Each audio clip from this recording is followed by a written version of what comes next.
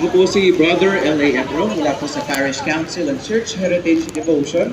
At hayaan niyo po kung ikwento ang konting catechesis at konting history ng ating parokya sa kanyang paglalakbay mula sa bayang simbahan hanggang sa elevation niya International Shrine at sa pagkakaroon ng papal coronation ng malas sa Papa Francisco.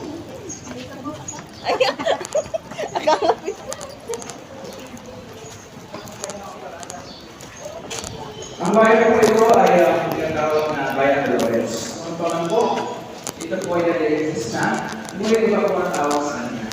Kung niyo po mapapansin, ang bayan ito po ay nasa pakanan ng butok na naman. Pabili mo ako, Beto. Kung pumasok po kayo dito, wala po sa mga choice, kung hindi po sa po sa nasa ito po, ang pinapit po ito ng butok, ito po yung dead-end. Dahil po yung dead-end, ito po ay yung mga nalabas ng kaya bababa po